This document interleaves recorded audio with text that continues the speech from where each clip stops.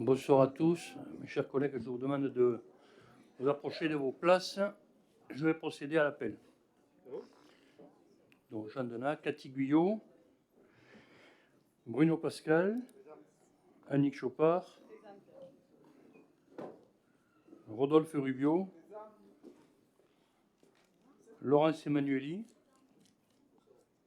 Farouk Moussa, Elisabeth Michalski,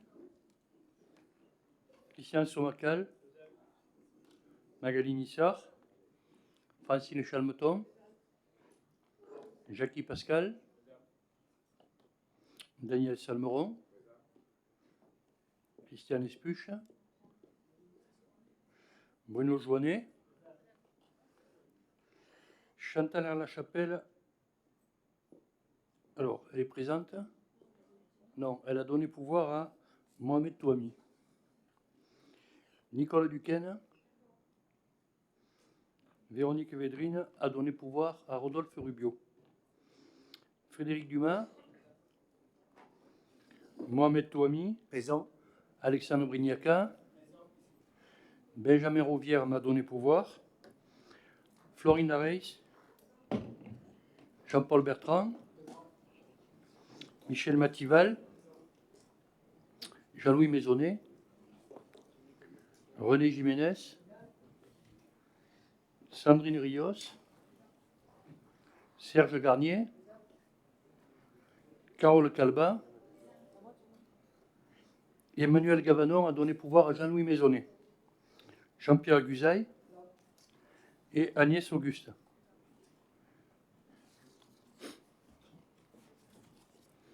Très bien, le quorum étant atteint, donc je déclare la séance ouverte et je vous invite à vous lever pour écouter l'hymne national.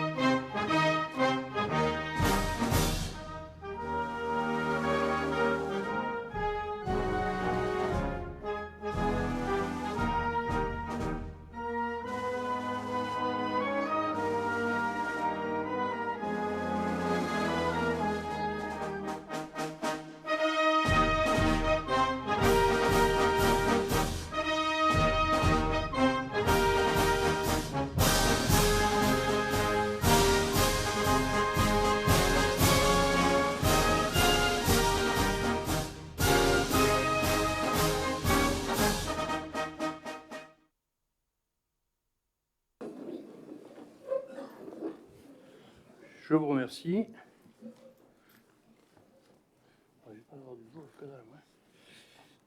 Nous allons passer donc à l'ordre du jour du conseil municipal. Auparavant, il nous appartient de désigner un secrétaire de séance. Je vous propose de désigner, de prendre en compte la candidature de Mme Christiane Espuche. Y a-t-il des oppositions? Abstentions? Unanimité, je vous remercie.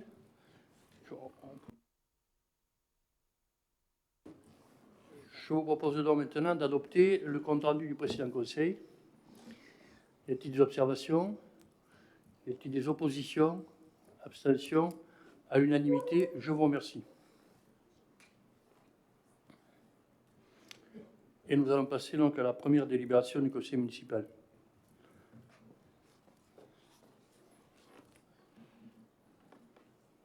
Ah non, c'est vrai qu'auparavant, il y a les actualités, pardon, excusez-moi.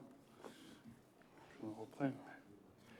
Très bien, sur les actualités, bon, c'est vrai qu'il y a peu de temps qui s'est passé depuis notre dernier conseil, mais pour autant, il y a un certain nombre de choses sur lesquelles nous pouvons revenir rapidement. Ça a été l'inauguration de la caserne, donc de l'extension de la caserne de la compagnie de gendarmerie. C'est un événement important. Alors, ce n'est pas un événement qui a concerné le grand public dans sa démarche d'inauguration, parce que c'est l'armée, parce que c'est la gendarmerie. Mais cette manifestation a témoigné de l'importance que nous accordons à la sécurité de nos concitoyens. Je rappelle que c'est pour la deuxième fois le plus gros investissement que la commune ait jamais consenti, puisque ce sont des travaux de plus de 5 millions d'euros que nous avons inaugurés, qui permettent de mettre à disposition des gendarmes donc 19 logements supplémentaires et quelques centaines de mètres carrés de locaux administratifs pour abriter les unités spéciales qui composent la compagnie de gendarmerie et qui nous permettent d'avoir un effectif de gendarmes sur place, donc qui irrigue tout le sud gardois, qui permet à la ville donc de bénéficier peut-être d'un avantage d'avoir les gendarmes à domicile.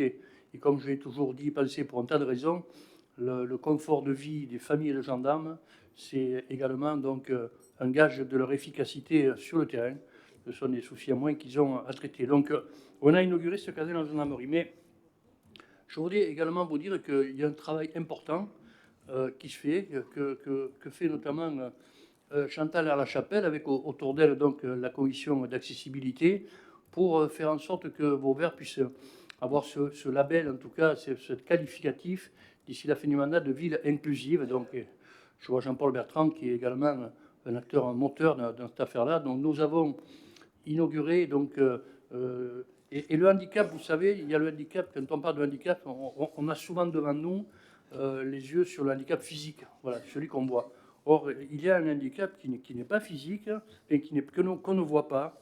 Et c'est ce handicap également sur lequel on veut pouvoir travailler. Alors, je pense à la vue, je pense à la surdité, je pense à un certain nombre de troubles psy, etc., qu'on ne voit pas et qui sont autant de handicaps sur lesquels nous voulons absolument travailler. Et à ce sujet, et notamment pour les non-voyants ou pour les malentendants, nous avons donc inauguré 35 balises sonores qui ont été installées dans les bâtiments publics de la commune afin de développer l'accessibilité dans la ville. Donc 35 balises sonores et 30 boucles à induction magnétique également pour les malentendants.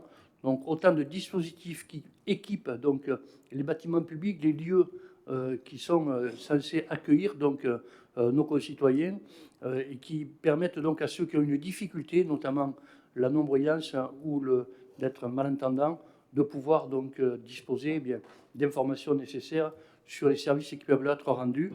Évidemment, cela s'ajoute à un travail de fond continu que nous faisons sur donc, la rénovation de la voirie avec l'agenda d'accessibilité pour faire en sorte que nos voiries déterminent donc des parcours de plus en plus signifiants et significatifs qui permettent aux personnes à mobilité réduite, quelle que soit la nature de leur différence et de leur difficulté, de pouvoir donc circuler en ville. Voilà, deux événements qui témoignent d'une action en continu et qui se traduit ici ou là par également donc, des inaugurations.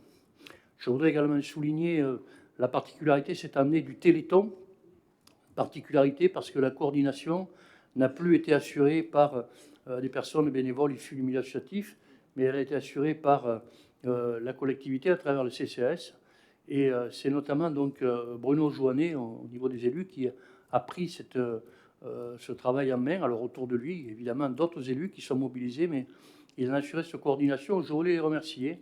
Dire également que, au-delà de la coordination que nous avons voulu assurer pour sécuriser ce dispositif, il y a l'engagement des associations qui n'a pas faibli, malgré les difficultés particulières liées, comme chaque année, aux intempéries, mais qui font que le Téléthon, dont on connaîtra sous peu dans la semaine, je pense, les résultats, suite donc à différentes manifestations qui ont été organisées ici ou là et certaines à d'autres moments. Je pense au loto qu'a tenu à réaliser pour le Téléthon donc, l'association des amis de la Camargue. Donc on aura un bon résultat, je pense, sur la mobilisation de Vauvert. Mais cette période qui précède les fêtes, nous avions voulu, j'avais dit la dernière fois que nous souhaitions que le mois de décembre soit festif et solidaire. Alors festif, simplement, je veux revenir sur des séances qui ont eu lieu ici. Je pense au festival des Mille et un contes à Vallée Verte, auxquels ont pu participer les écoles maternelles qui s'étaient inscrites, mais également d'autres manifestations qui ont permis, donc à travers des expositions et autres, donc de mettre Vauvert en fête, dans les conditions, alors je le dis parce qu'il y a un débat à l'heure actuelle dans l'opinion des Vauverdois, on dit la ville est moins éclairée. Bon, l'année dernière, ils avaient éclairé le cyprès devant la mairie, cette année, ils ne l'ont pas fait. Il y a des endroits, il y a moins de décoration, etc. Bon, sauf que tout ça, nous l'avions dit. Vous savez, moi, je participais tout à l'heure à une visioconférence organisée par la préfète du Gard sur les opérations de délestage à prévoir au mois de janvier. Et donc, l'invitation à la sobriété énergétique, elle est permanente. Et nous avions voulu, donc pour les fêtes, à la fois mettre Vauvert en fête, bien sûr, mais dans des conditions de sobriété qui témoignent qu'on n'est pas une période comme la période habituelle, et donc il y a des précautions à prendre, et ne serait-ce que parce que, même à titre symbolique, je voulais vous le dire, parce qu'il y a des lampes, des diodes que nous n'avons pas mises, alors que les diodes, bon, ne dépensent pas grand-chose, mais l'effet que l'on donne montre qu'on fait un effort, on ne le fait pas, et quand on demande des efforts à nos concitoyens, il faut que nous aussi, nous puissions les faire. Donc Vauvert est en fête.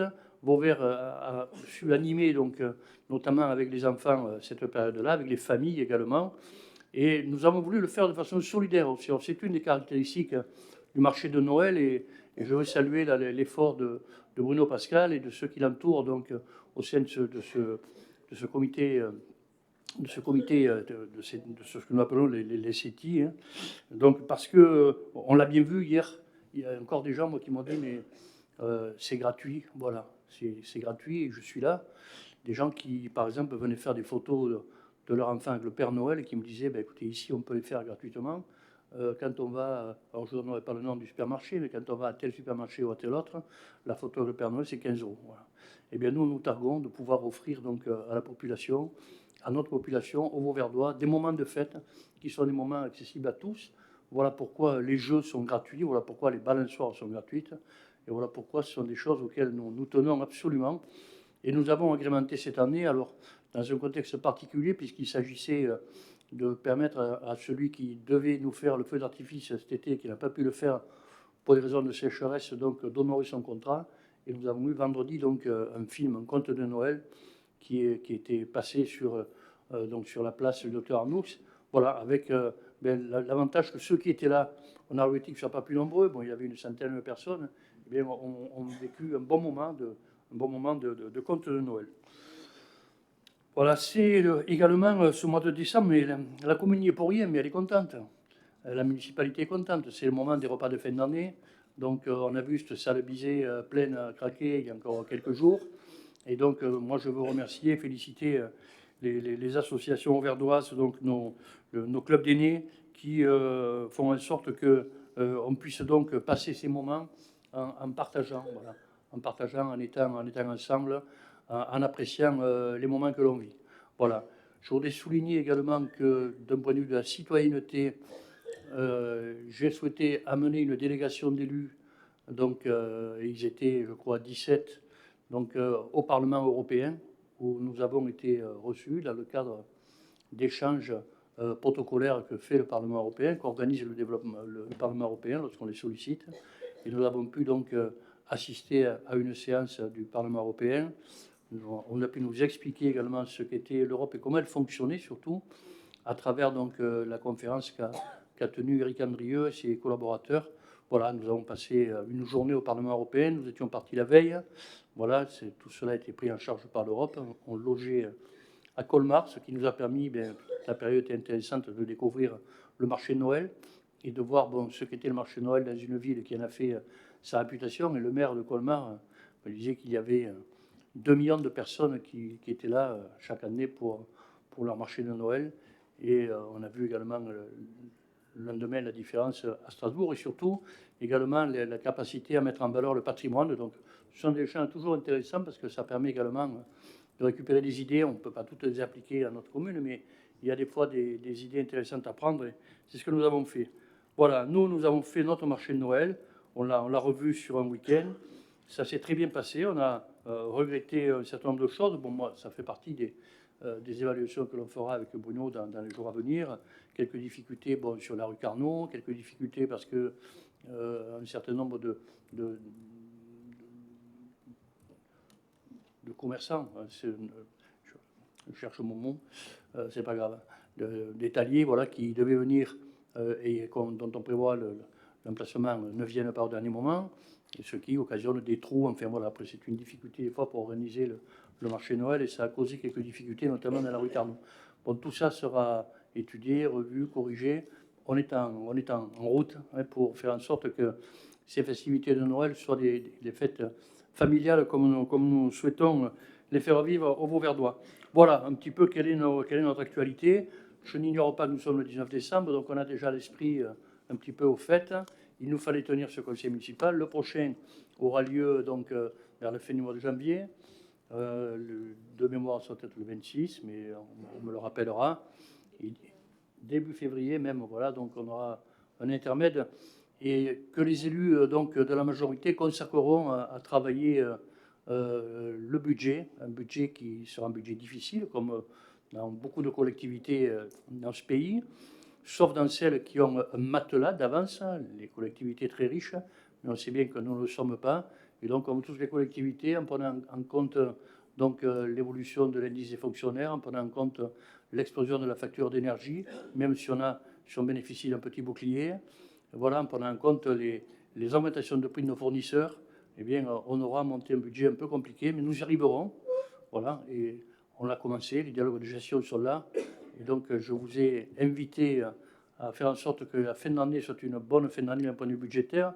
Et je vous remercie, mes chers collègues, d'être intervenus auprès de vos collaborateurs des services. Et j'en remercie également les personnels. Et je veux que la directrice générale des services leur fasse savoir que dans ces circonstances-là, donc vous avez su créer les conditions pour que cette fin d'année soit vraiment gérée sous le signe d'une économie plus, d'une rigueur plus, pour que nous puissions préparer dans les meilleures conditions le budget suivant et que notre collègue Annick Chopard ait moins de stress, si c'est possible, que ce qu'elle a d'habitude. Voilà, je vous propose maintenant que nous passions donc à la première délibération. Première délibération, il s'agit de la vente à la communauté de communes d'une portion de terrain à détacher de la parcelle cadastrée supportant l'ancien centre d'hébergement. Alors, en fait, il s'agit de modifier une délibération que nous avons déjà prise concernant la vente du centre d'hébergement, sauf que une fois que les travaux ont été réalisés au niveau de la conception et les bureaux d'études qui aident la communauté de communes à aménager le bâtiment, on s'est rendu compte de l'intérêt qu'il y avait donc à étendre le périmètre vendu au nord du bâtiment, c'est-à-dire du côté du portail qui donne sur la rue du Mail. Voilà, et donc il a fallu corriger un petit peu les surfaces, dont l'espace total devient maintenant un espace à 1363 mètres carrés. La communauté de communes a déjà délibéré, donc je vous rappelle, donc, on a pris la décision de le vendre donc à 400 500 €. Elle maintient son prix. Et nous, il faut reprendre cette petite partie de terrain supplémentaire, quelques mètres carrés, on les voit en haut. Il faut donc les déclasser, qu'ils fassent partie du domaine privé de la commune pour qu'ils puissent être cédés. Voilà, c'est la délibération que je vous propose, la désaffection de l'emprise correspondant au projet modifié, de prononcer son déclassement et d'accepter l'offre d'acquisition de la communauté de communes pour 400 500 €. Voilà. S'il n'y a pas d'intervention, oui, Jean-Pierre Guzaille. Et les domaines, ils ont fixé le prix de l'ensemble à plus de 800 000 €. Et nous, on le vend moitié prix, encore plus bas que la moitié du prix. Je rappelle qu'il s'agit là d'une délibération que nous avions déjà prise. Oui, je sais. Vous aviez déjà fait cette remarque, voilà, donc c'est bien de le souligner. Voilà, c'est bien. Mais on rajoute du terrain. Je vous rappelle que l'équipe à laquelle vous avez participé précédemment avait promis au président de la communauté de communes de le céder pour 1 €. Je m'étais insurgé un conseil de la communauté de communes. Je ne me rappelle pas que dans votre groupe, on se soit à ce moment-là élevé contre cette décision. Il me semble même que vous aviez considéré que c'était normal. Alors nous, à 1 €, eh bien non, on ne le cède pas, mais on le cède à 400 500 €, après avoir vérifié auprès du contrôle de légalité que compte tenu de l'intérêt général, de l'intérêt public général, qu'il y a à faire en sorte que ce bâtiment ne reste pas vide, eh bien, on puisse donc y mettre un service public, en l'occurrence une maison France Service. Voilà, cette délibération avait déjà été prise, elle n'a pas fait l'objet d'aucune remarque, d'aucune institution. Il s'agit là simplement de la renouveler avec quelques mètres carrés de plus, qui sont les mètres carrés que vous avez pu voir en haut, le long donc, du mur qui sépare donc le centre d'hébergement du portail. Bien, donc y a-t-il des oppositions? Alors, combien d'oppositions? Je vous laisse réfléchir. Combien d'oppositions? Vous voulez une suspension de séance? Non? Bien, donc 8 oppositions. Non, 7, oui, 8 oppositions. Voilà. Donc, y a-t-il des abstentions? Donc, à la majorité, je vous remercie.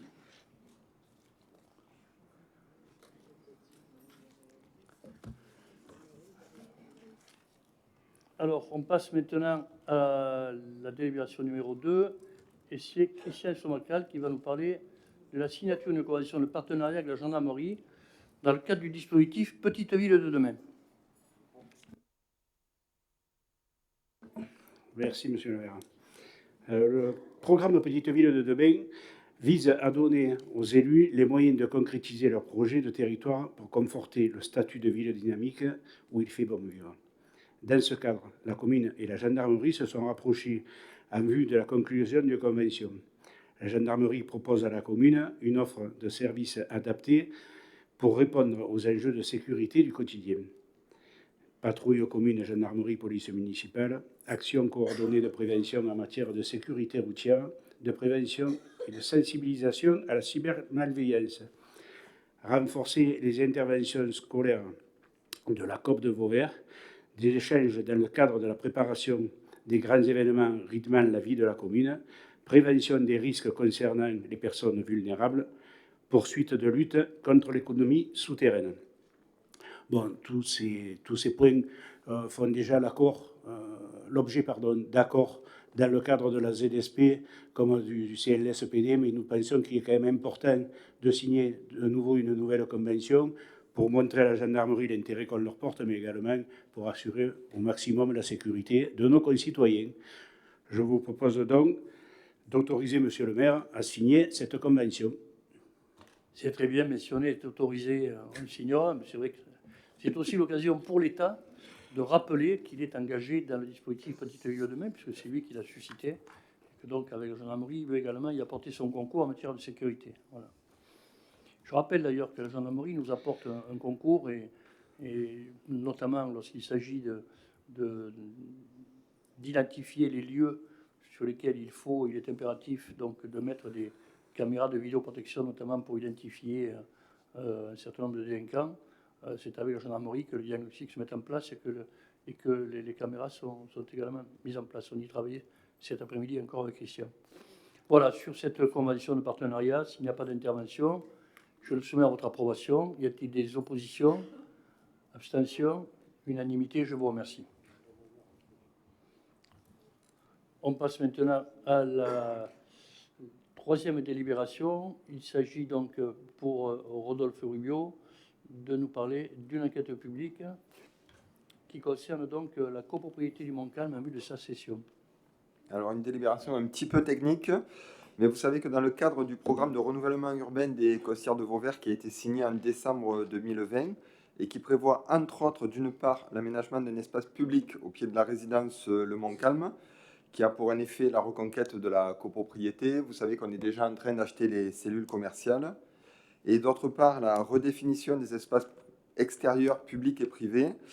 Je vous propose de faire un échange de terrain, c'est-à-dire de privatiser le parking qui s'appelle le parking des anciens combattants d'Afrique du Nord, qui est au nord de la copropriété, et la collectivité achètera à la place l'ensemble du devant des bâtiments où il y a les cellules commerciales.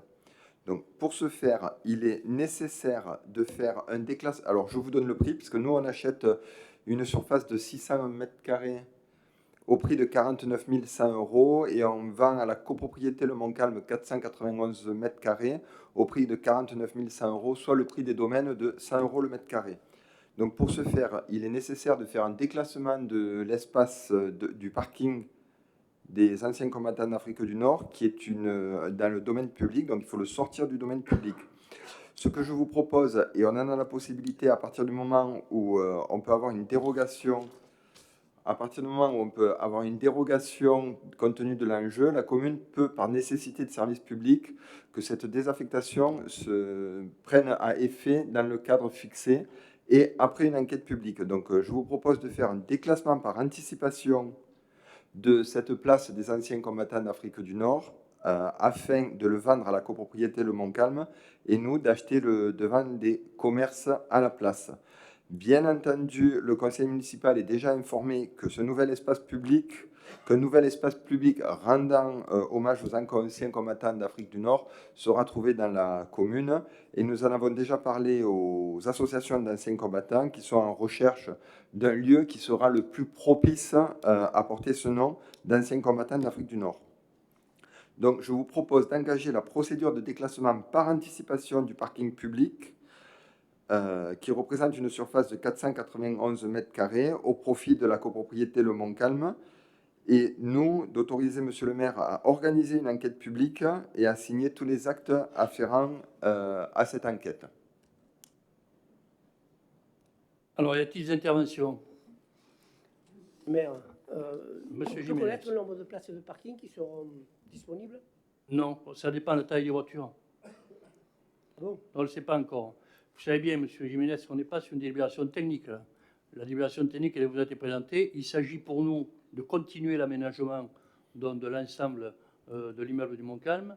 On est engagé dans l'acquisition des commerces, ça se fait à chaque conseil municipal, sauf peut-être aujourd'hui, on vote donc l'acquisition d'un commerce.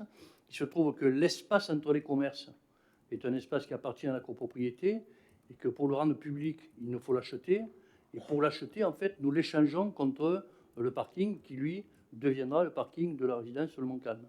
Donc on va récupérer tout ce qui est devant pour pouvoir aménager un espace public. Dans le même temps, la communauté de communes refera les façades de l'ensemble et en même temps, ils résidentialiseront ce qui, à l'heure actuelle, est le place des anciens combattants qui demandent un parking. Voilà, donc ce n'est pas au nombre de places de parking qu'on a fait l'échange, c'est sur les principes. Voilà. Ensuite, on va dessiner, c'est le travail des techniciens que de dessiner le nombre de places de parking qui seront possibles sur cet espace. Monsieur le maire, je suis parti sur ce plan, moi. Alors, je pensais qu'il y avait des places de parking qui étaient attribuées déjà. Oui, mais vous avez dû avoir un petit moment de fatigue parce que vous connaissez bien ce territoire, cet immeuble, Je et connais. donc vous avez bien compris ce que nous faisions. Très bien. Très bien, s'il n'y a pas d'autres Il interventions. faut investir mon calme. C'est en ce moment.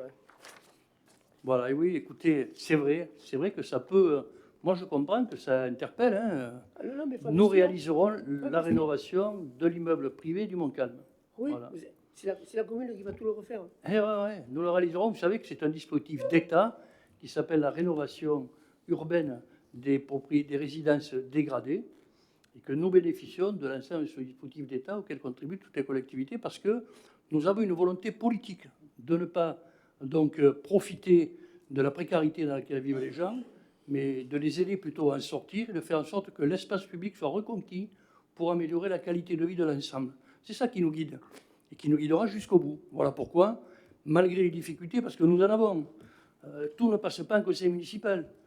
Vous savez, quand on travaille sur une copropriété qui est en déficit budgétaire avec un syndic qui galère hein, et qu'il faut aller chercher les impayés, etc., tout ce travail il a été fait par le bureau d'études de Citémétrie depuis bientôt 3 ans, parce qu'il faut ce temps-là pour arriver à rendre les choses possibles. Et maintenant, ben on commence à être dans le dur, c'est-à-dire qu'il faut acheter. Puis dans quelques temps, on vous dira, on rase.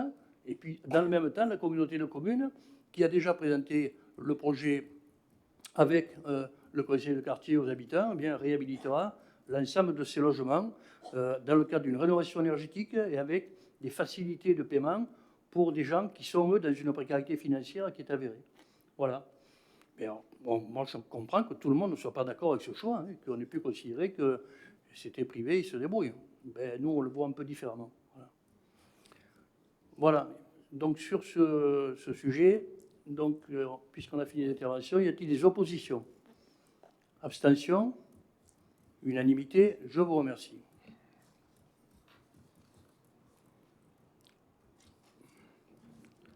Bien, et Rodolphe Rubio, donc, qui aime bien les délibérations techniques qui leur donnent du sens, va nous parler maintenant de la compétence GEMAPI. Il va surtout nous parler d'une mission qu'il remplit à mes côtés lorsque nous sommes en crise et lorsque nous mettons en œuvre le plan communal de sauvegarde et où il y a lieu de prendre des décisions pour prendre des mesures de protection de la population.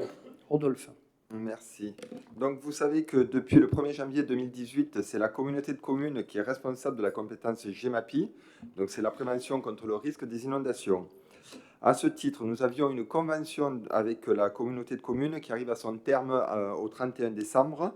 Et c'est pour répartir et formaliser les missions entre les différentes collectivités. C'est-à-dire que, par exemple, quand on déclenche le plan communal de sauvegarde, vous savez qu'on sort complètement de l'organisation administrative classique et qu'on rentre dans une organisation, je vais dire, un petit peu militaire et directive, où il est nécessaire de prendre des décisions très rapidement. Et à ce titre, cette convention nous permettra d'envoyer du personnel communal sur des ouvrages dont la communauté de communes a la responsabilité, par exemple sur les Martières à Vauvert ou à Montcalm, faire fonctionner les pompes.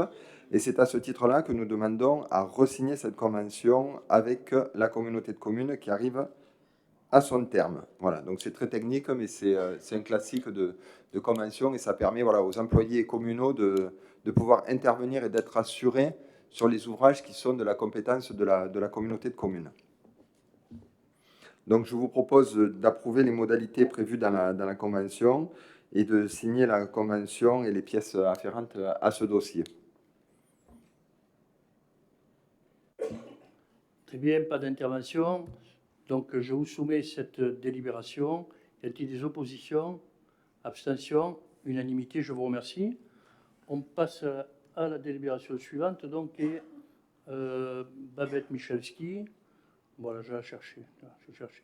On va nous présenter donc une nouvelle année et une nouvelle fois le chantier d'insertion avec Passe-Muraille.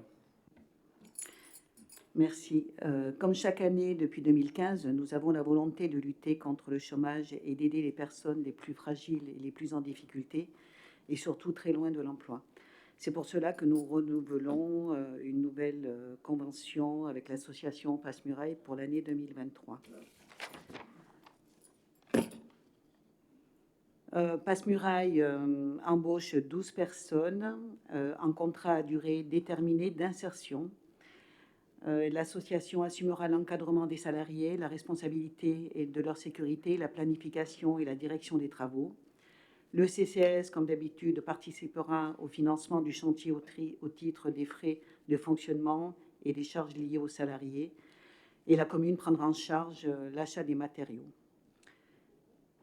Donc, ce que je peux vous dire, si ça vous intéresse, c'est un petit bilan sur l'année 2022. Donc, il y a eu 25 personnes différentes. Donc, ce qui est de bien, c'est qu'on a un peu augmenté. Il y a eu quand même 62 sorties positives. Des sorties emploi, formation en CDD. Bon, ce qui gêne un peu cette année, c'est que d'habitude, on était fiers, on avait quand même autant d'hommes que de femmes. Cette année, on a eu 20 hommes et 5 femmes. C'est dû aussi, c'est un peu général hein, dans l'Occitanie. Cette année, sur l'année 2022, il y a beaucoup plus d'hommes sur les chantiers d'insertion que de femmes. C'est dû aussi à des problèmes de mobilité, surtout, et des problèmes aussi de santé, d'addiction.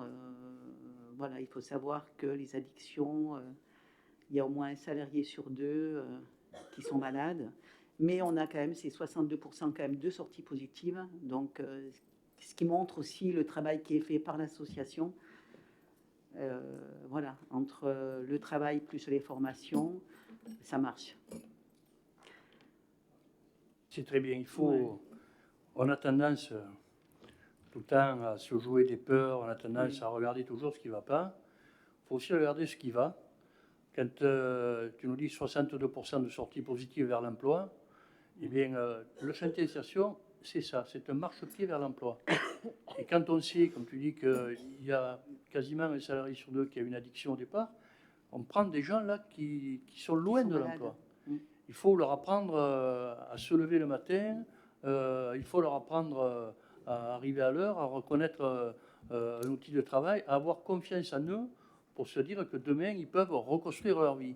Ça ne se fait pas tout seul, voilà. Mais des jeunes qui sont dans cette situation, on en a. Alors, soit on dit, on en a, c'est les feignants, hein, c'est les, je ne dirais pas une grossièreté, mais vous voyez ce à quoi je pense, et puis ils ont qu'à pas ci, ils ont qu'à pas ça, et on les laisse, voilà. Mais écoutez, on n'est pas un pays dans lequel on laisse les gens au bord du chemin facilement.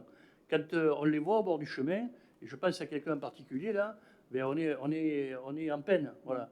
Donc il faut faire ces efforts. On le fait, le chantier d'insertion, on réussit. Ceux qui sont passés par là, qui ont trouvé un emploi, derrière, qui sont reconstruits, ben écoutez, on n'a pas perdu notre temps.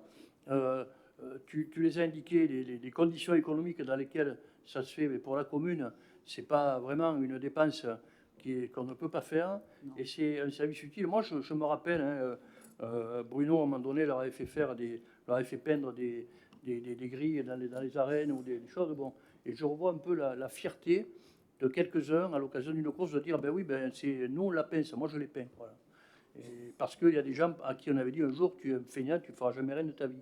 Bon, ben, il y a des gens qui ont des parcours difficiles, qui n'ont pas toujours l'énergie que d'autres ont, qui n'ont pas toujours eu l'éducation que certains d'entre nous ont eue, et à qui il faut à un moment donné donner un peu le coup de pouce pour qu'ils y arrivent.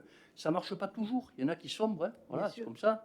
Mais au moins, on a fait ce qu'on pouvait, à mon sens, ce qu'on devait faire dans notre pays pour tendre la main à ceux qui en ont besoin. Voilà. Et donc c'est bien.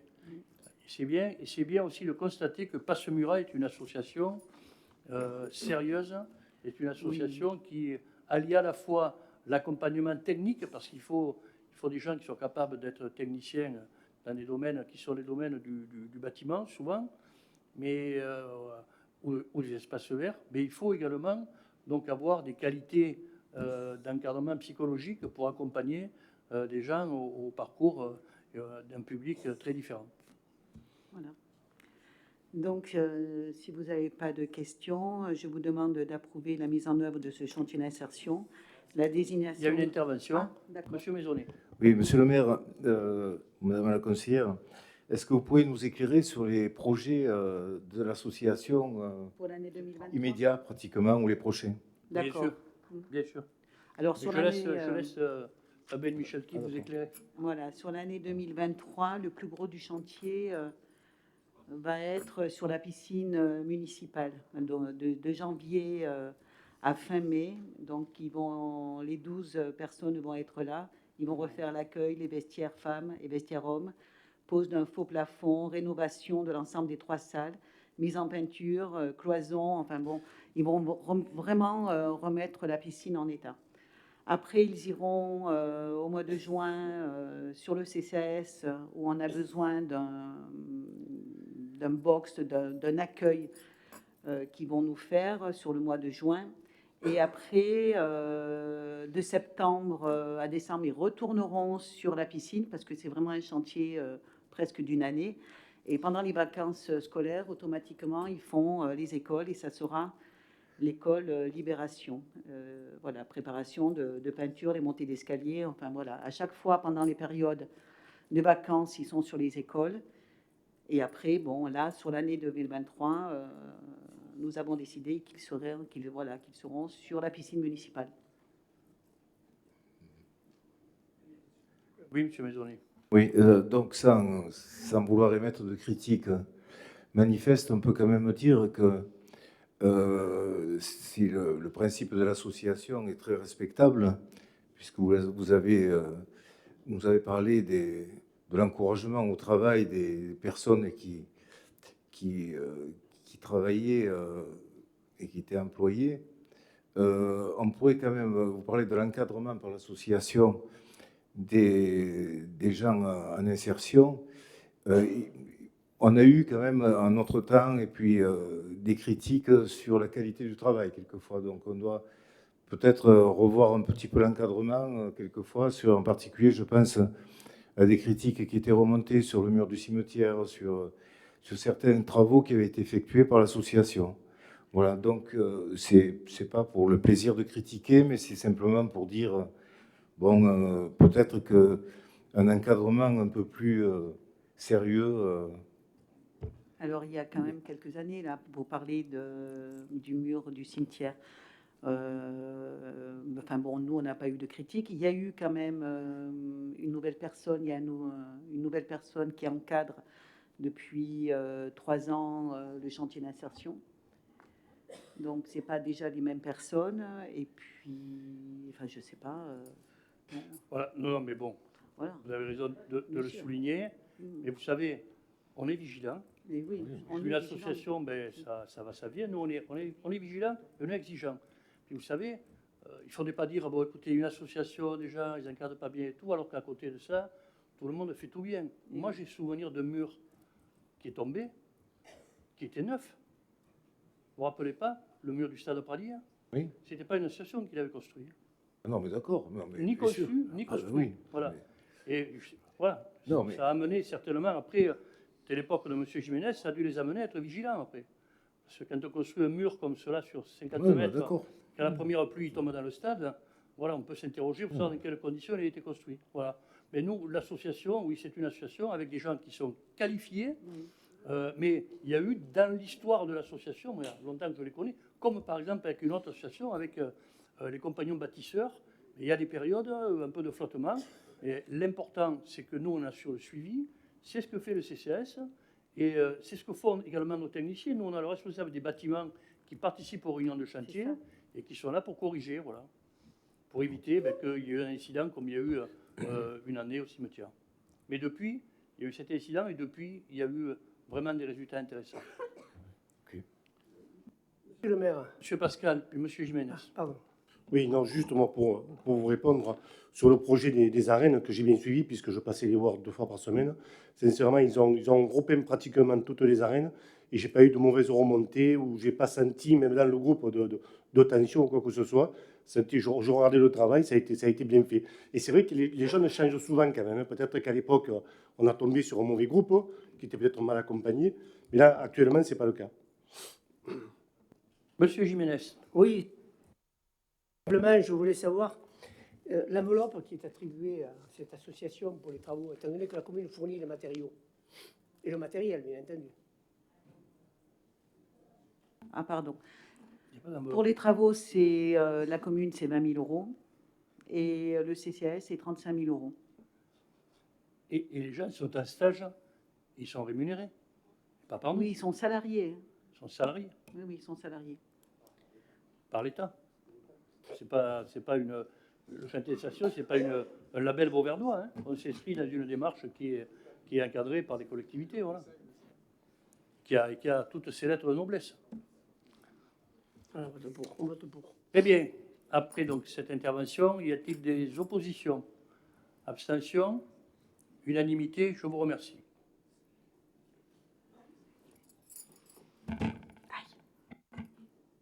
Allez, et c'est maintenant Francine Chalmeton qui va nous parler des repas de quartier. Tout au long de l'année, afin de renforcer les liens de voisinage et d'entraide entre les personnes, des repas de quartier sont organisés. Afin de marquer son soutien à ces actions citoyennes, la municipalité souhaite allouer une subvention exceptionnelle à chacune des manifestations organisées dans les différents quartiers de la ville et des hameaux de Galicien, Montcalm et Sylveréal. Le montant attribué est de 50 € pour l'organisation d'un repas de quartier. Il est demandé au conseil municipal d'approuver la grille tarifaire comme suit.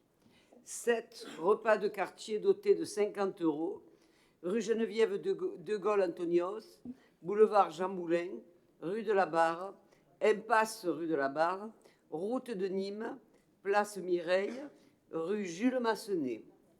Le montant pour l'année 2022 s'élève donc à 350 €. Il est donc demandé au conseil municipal d'approuver l'attribution de subventions exceptionnelles aux 8 quartiers qui ont participé à cette opération en 2022, d'inscrire les crédits au compte, etc., etc., 011, etc. Voilà. Les repas de quartier sont des moments très forts entre citoyens qui ont envie de se retrouver après les périodes difficiles qu'on a traversées. Et c'est pour ça que nous avions décidé de leur donner une allocation qui leur permette d'améliorer le menu. Parce que c'est toujours basé sur la volonté de chacun. Très bien.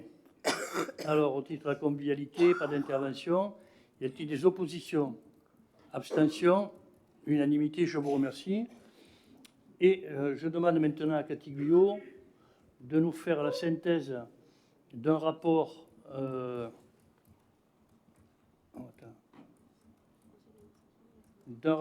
important qui est le rapport du conseil d'administration de l'Assemblée spéciale des collectivités territoriales de BRL. Je rappelle que la ville de Vauvert fait partie donc, des collectivités membres de BRL et Cathy Guyot en est également administratrice au titre de la région. Et à ce titre-là, d'ailleurs, elle présente le rapport, mais ne prendra pas part au vote. Merci, monsieur le maire, effectivement. Donc, assez rapidement, Je vais profiter de cette présentation pour rappeler un petit peu qui est BRL et ce que fait cette société. C'est un groupe, une société anonyme d'économie mixte, donc Baron de Languedoc, qui a été créée en 1955, qui a pour objet la mise en œuvre des politiques d'aménagement durable des territoires. Et donc chaque année, donc, il y a un rapport d'activité qui est présenté à ses actionnaires. Ce rapport, il a bien sûr pour objet, comme tous les rapports, de présenter en toute transparence le meilleur niveau d'information sur l'administration du groupe et sur le contrôle qui est exercé sur sa gestion. Donc BRL a été créé il y a plus de 65 ans maintenant, donc il y a plusieurs sociétés. BRL, la maison mère, qui est donc le concessionnaire du grand réseau hydraulique régional, qui est propriété de la région Occitanie-Pyrénées-Méditerranée, qui assure toutes les fonctions support du groupe. Ensuite, BRL Exploitation, qui gère et exploite le réseau hydraulique régional qui est concédé à BRL, puis d'autres ouvrages, des barrages, des réseaux d'eau et d'assainissement, des périmètres irrigués, etc., qui sont situés en Occitanie, mais dans d'autres régions françaises, même à l'étranger. BRL Ingénierie, qui interviennent donc en France et à l'international dans les domaines de l'eau, de l'environnement, de l'aménagement du territoire. Donc avec maintenant le souci, bien sûr, d'aller beaucoup plus sur l'adaptation des territoires au changement climatique, la protection contre la sécheresse, les inondations, la submersion marine, la gestion intégrée des zones côtières. Enfin, vous voyez que tous les sujets qui ont une relation avec l'eau. Et BRLI, qui donc ingénierie, réalise plus de la moitié de son chiffre d'affaires à l'international. On a une autre entité, BRL Espace Naturel, que vous connaissez bien puisqu'elle est située, donc c'est la pépinière qui est située à Vestric, donc à la sortie de Vauvert, BRL Espace Naturel. Et puis également, on le sait moins, mais Prédict Service, qui est une filiale qui a été créée en 2006 avec Météo France et EADS, donc Airbus, pour prévenir les risques naturels, aider les communes, les entreprises à prendre les bonnes décisions face à une crise climatique. Enfin, BRL Madagascar, donc, qui est un bureau d'études qui est basé dans la capitale malgache et qui intervient donc, sur les mêmes thématiques qu'au niveau régional et national. Le président donc, de BRL est Fabrice Verdier, donc conseiller régional. Le capital de BRL, c'est 29,59 millions d'euros, qui est détenu majoritairement par la région Occitanie, et puis les départements du Gard, de l'Hérault, de l'Aude, des Pyrénées-Orientales, de la Lozère. Il y a 18 administrateurs, donc les collectivités que j'ai citées, mais également la Caisse des dépôts et consignations, la Caisse d'épargne Languedoc-Roussillon et des personnalités qualifiées. BRL, c'est 795 salariés, dont 680 en France. Vous avez un problème, M. Gimenez? Une question?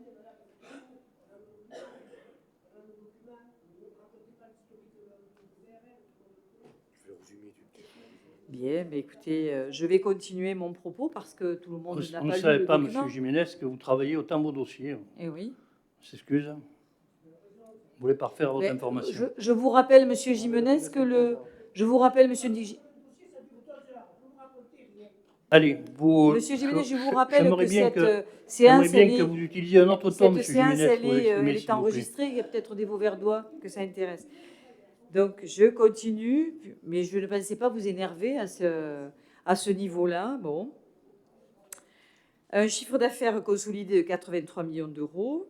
Une stratégie, je vais aller vite, mais une stratégie globale qui s'appelle CAP 2025. Je ne sais pas pourquoi ça a énervé M.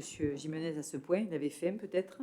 Un niveau d'investissement donc en 2021 très, très élevé, de 36,4 millions d'euros en 2021, donc, dont 32,6 qui sont des travaux d'extension et 3,8 des travaux de modernisation et d'entretien. Un résultat consolidé de 3,15 millions d'euros. Je voulais faire un focus, c'est dommage que M. Gimenez soit sorti parce que j'en arrêtais là pour la présentation du rapport 2021. Je voulais faire un focus sur l'extension du réseau Collines des Costières. Voilà, donc c'est un projet qui date de 2016, qui avait été demandé par un certain nombre de viticulteurs du secteur, Générac, Galicien et Vauvert. Un projet donc, qui, à l'époque, concernait l'irrigation de 380 hectares qui avait été chiffré à 3 millions d'euros d'investissement. Malheureusement, donc, l'équilibre financier de ce projet n'était pas atteint, donc il avait été recalé, hein, on peut dire comme ça. Et puis, ce projet a été retravaillé. La superficie irriguée est passée de 380 à un peu plus de 630 hectares. Et donc, le projet d'investissement est passé à 3,7 millions. Le problème, c'est que lorsqu'on a lancé le dossier le marché, eh bien, ce n'est pas 3,7 millions, mais 4,7 millions, hein, parce que, compte tenu du contexte actuel, eh bien, les coûts initiaux avaient beaucoup augmenté. Et donc, la participation de BRL, qui à l'origine devait être de 740 000 euros, devait passer à 1,5 million à peu près. Et donc, au conseil d'administration du mois de juin, le conseil d'administration a validé donc l'augmentation de la participation donc en autofinancement de BRL pour pouvoir mettre en œuvre ce réseau d'irrigation des collines d'Écossière dont les travaux sont en cours et qui seront livrés probablement donc avant la fin du premier semestre 2023. Voilà, donc un réseau qui va permettre à plusieurs dizaines de viticulteurs d'Écossière de notre secteur de pouvoir bénéficier de l'eau, puisque dans cette période de sécheresse, c'est très important. Donc, c'est un projet de un peu plus de 5 millions d'euros. Hein. Un autre sujet d'actualité, c'est la question de la salinité en Petite Camargue, puisque BRL est partenaire de la réflexion qui est conduite par les grands acteurs du territoire autour du syndicat mixte de Camargue ardoise, de la Chambre d'agriculture, de l'État, des ASA, du syndicat Sable de Camargue, le syndicat des vins, puisque donc, nous avons de grosses remontées salines sur tout le sud de notre territoire et qu'aujourd'hui tout le monde est très mobilisé. Donc BRL fait partie des acteurs du tour de table et des expérimentations sont en cours pour vérifier la possibilité de procéder à des aspersions ou envisager l'étude de l'extension du réseau BRL. Voilà donc sur l'actualité de ce grand opérateur du territoire qu'est BRL. Je vous remercie. Bien. Voilà, mais c'est vrai que pour compléter ton propos, je ne trouve pas que tu étais trop longue parce que c'est très important et conforter cet aspect local. Alors, 2016, c'est la version moderne du projet, mais ce projet, il est né en 2013 d'une volonté de Denis Verdier, de Damien Larry. Moi, je me rappelle des réunions dans l'arrière-boutique de la cave de Vauvert où il fallait convaincre les viticulteurs de l'intérêt de lutter contre ce qu'on appelle le stress hydrique. Alors, on s'en moquait un peu à l'époque, mais maintenant, on s'en moque moins, parce qu'on se dit que si on ne prend pas des mesures pour irriguer la vigne, dans certains endroits, elle va crever. Il y a un débat chez les viticulteurs, parce qu'il y en a qui pensent qu'elle s'habituera toute seule. En tout cas, là, donc, il y a 600 hectares entre Vauvert et Beauvoisin qui seront irrigués. Et les viticulteurs paient, mais la région paie aussi. Et BRL y contribue. Et puis, tu as eu raison de le rappeler, il y a cet enjeu fondamental aujourd'hui sur la salinisation des terres agricoles.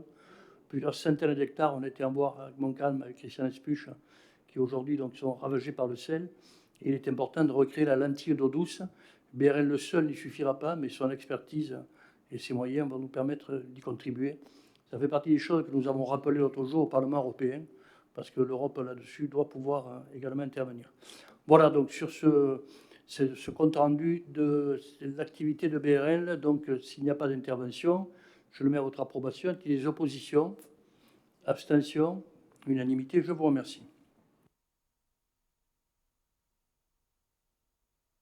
Voilà, alors maintenant, donc je pense dans un silence qu'en mérite donc l'ouvrage concerné, nous allons parler de l'extension des travaux du cimetière. Merci, Monsieur le maire. Donc, l'extension du cimetière des Costières et la demande de dotation d'équipement des territoires ruraux pour l'année 2023. Donc, vous savez que nous avons ce projet depuis plusieurs mois déjà. On a pris une délibération en septembre 2022 où on vous avait présenté un plan avec la répartition des différents espaces. Ce lieu verra la création aussi d'un espace columbarium et et d'un espace pour les animaux. Donc, à l'issue de la phase pro, le montant de l'opération était estimé à 322 685 € hors taxe. Dans notre délibération, on avait demandé l'attribution du fonds de concours par la communauté de communes Petite Camargue pour un montant de 177 136. Et donc aujourd'hui, on revoit le plan de financement avec une demande de DETR 2023 à hauteur de 25%, dont 80 600 €. Voilà, donc je sollicite le Conseil pour cette demande sur l'année 23 de la DETR pour 80 600 €. Vous avez le plan de financement qui est Monsieur joint Jiménez souhaite à la intervenir. notification. Prenez le micro, Monsieur Jiménez, s'il vous plaît. Pardon, monsieur le maire. Sur la note explicative, il y a les emplacements, bien entendu. Il y a 29 emplacements confessionnels. La loi ne l'interdit pas, ça, monsieur? Est-ce qu'on doit Non, faire une tout à différence? fait. Non, on le qualifie, voilà, l'emplacement. On le qualifie. On le qualifie. Vous savez qu'auparavant, c'était une autre qualification. Voilà. On parlait de carré musulman, on parlait de cimetière juif, on parlait de cimetière protestant, on parlait de cimetière catholique. On n'a plus le droit de les qualifier. Par contre, il peut y avoir un cimetière, un emplacement confessionnel. Voilà. Merci. Voilà, il y a quelque chose d'ailleurs qui je pense, n'apparaît pas ou je ne l'ai pas vu, c'est qu'on aura également un autre espace qui sera un espace que l'on peut qualifier de paysager, puisqu'il y a des gens qui aujourd'hui, donc, soit après s'être fait incinérer, soit après avoir donné leur corps à la science, souhaitent que leurs racines soient représentées par un arbre. Donc il y aura certainement un emplacement où des arbres seront plantés au fur et à mesure pour honorer ceux qui l'auront souhaité. Voilà. Ou parce qu'ils voudront que leur cendre soit répartie au pied de l'arbre. C'est des choses qui se font de plus en plus et ça nous a été demandé.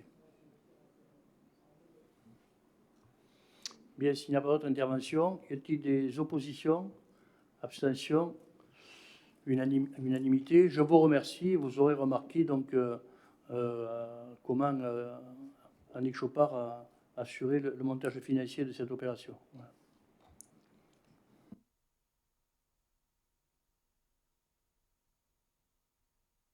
Et je redonne la parole donc à Cathy Guyot pour nous présenter le rapport d'activité 2021 de la communauté de communes de Petite Camargue. Donc, je fais un appel au calme, en vous rappelant d'ailleurs à tous que ceux d'entre vous qui sont conseillers communautaires ont déjà voté ce rapport. Voilà. Et qu'il s'agit là, c'est un vote ou un donné acte? C'est un donné acte, mais qu'il nous faut voter. Vous savez que les donnés actes, on les vote maintenant. Allez, Cathy. Je vais faire vite, mais si monsieur Jimenez a besoin de prendre l'air, qu'il y aille. Et, voilà. Et je note quand même, monsieur Jimenez, j'ai trouvé que vous étiez particulièrement indélicat à mon égard, et ça m'a beaucoup étonné de vous. C'est pas de votre habitude. Voilà. Parce Madame, que c'est si pas vous de ma étiez nature. resté, monsieur Jimenez, C'est vous pas de ma auriez nature. eu Mais chaque fois que vous prenez l'actualité. la parole, madame, ça dure 3/4 d'heure. Ah bon, Et on perd du temps. Du temps, on perd. d'accord. Et Si c'est vous étiez terrible. resté Monsieur 2 Jimenez. minutes de plus, vous auriez eu l'actualité Monsieur sur Jimenez, l'extension je du vous rappelle réseau au des calme, costières s'il vous plaît. et sur la salinité en Camargue, vous voyez. Voilà. Allez, on va continuer. Ménagez vos organes, voilà. Allez, ménagez-vous. Allez. Bien, donc c'est juste un petit point d'actualité sur le rapport, effectivement, vous l'avez eu. Hein, donc, juste donc, rappeler des choses qui paraissent importantes à souligner, c'est que donc, la crise sanitaire a fortement impacté le budget communautaire en 2021. Il y a eu des recettes en moins, 248 522, des dépenses supplémentaires, 67 823, hein, puisqu'il y a eu besoin de recourir à du personnel en renfort. Donc, c'était pour souligner un peu l'impact de la crise sanitaire sur le budget de la communauté. Et puis des impacts volontaristes, puisque je rappelle que la communauté a participé au Fonds local de l'économie pour 38 202 €, donc en participation avec la région, et a également accompagné donc par des subventions aux manadiers à hauteur de 23 500 €, l'action conduite dans le cadre du plan Camargue qu'à l'époque conduisait Jean Denac, conseiller régional. Donc le budget principal en investissement présente un résultat de clôture positif d'1 964 838 €. En fonctionnement, un résultat positif de 4 226 026 € et donc au total 6 190 865 €. Voilà, je vous fais grâce du reste. Je vous fais grâce également de tous les chiffres.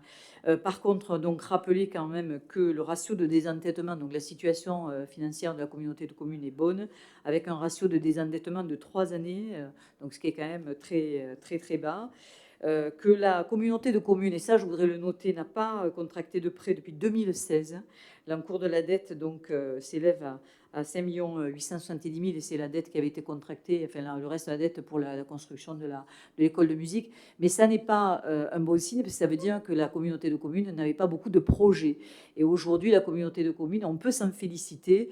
Eh bien, nous travaillons main dans la main et nous avons donc un outil au service du développement du territoire et donc des communes. Donc la communauté de communes, elle est sur une nouvelle dynamique avec, bon, vous le verrez, hein, en page 17, vous l'avez lu, les orientations pour le territoire communautaire, des enjeux, donc vraiment un travail en partenariat avec les communes, avec soutenir l'investissement des communes pour réduire leurs besoins, donc c'est les fameux désormais fonds de concours.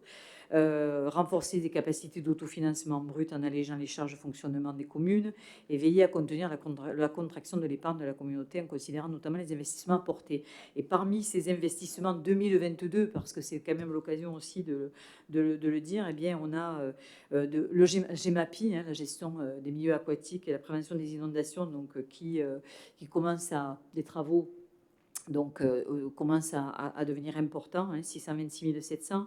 L'aire collective de lavage, donc il y en a une dont les premiers coups de pelle vont intervenir à Aubord au début de l'année prochaine et une autre qui est à l'étude donc sur le secteur autour du Kellar. Le soutien à l'investissement communal, donc ces fameux fonds de concours, 600 000 €, et puis donc le soutien aux activités économiques, et puis l'ensemble des travaux concernant les déchetteries, la restauration scolaire, avec bientôt donc les premiers coups de pelle également pour la cuisine centrale. Voilà, une communauté de communes qui désormais, donc grâce donc à la bonne entente entre l'ensemble des communes, eh bien, est au travail pour préparer l'avenir de ce territoire. Je vous remercie. Très bien. Et c'était bien de le souligner. Il faut travailler pour l'ensemble du territoire. Et il faut travailler tous ensemble. C'est ce que nous nous efforçons de faire. Et à mon tour également, après Catiguillot, je témoigne que ça se passe bien, qu'on travaille bien ensemble, qu'on fait étalage quelquefois de nos différences sur certains sujets, mais qu'on sait les dépasser pour aller dans le sens de l'intérêt du territoire. Et d'ailleurs, je voulais préciser, puisque tout à l'heure on parlait, il y a eu quelques mouvements d'humeur sur la lutte contre la précarité énergétique de la résidence privée du Montcalm. Eh bien, nous engageons également, maintenant, je l'avais dit au président, il faudra 3 ans d'études, puis on y arrivera. Nous allons engager dorénavant des travaux conséquents de rénovation énergétique dans les 5 centres anciens, sur le logement privé des 5 centres anciens. C'est l'opération programmée d'amélioration de l'habitat, renouvellement urbain, et qui est ajoutée donc, au programme Petite Ville de demain, qui va nous permettre donc, de reconstituer donc, l'îlot Café de Paris autour de la place Gambetta. Peut-être demain, si on arrive au bout de nos intentions de remettre également au goût du jour ce qu'on appelle le quartier de Posquière et la mise en valeur de notre patrimoine. Donc on est également très engagé sur le centre ancien. Voilà, donc je vais soumettre cette délibération à votre approbation. Je voudrais quand même en profiter également pour rappeler que ce conseil municipal est filmé. Voilà, et que je pense que pour les Vauverdois, il est bien quand même que nous ayons les uns et les autres un comportement digne à la hauteur de nos mandats, parce que ce conseil municipal, nous l'avons voulu pour plus de transparence, et filmé et visionné sur la chaîne YouTube de la ville. Voilà, je soumets maintenant cette délibération à votre approbation. Y a-t-il des oppositions? Abstentions? À l'unanimité, je vous remercie.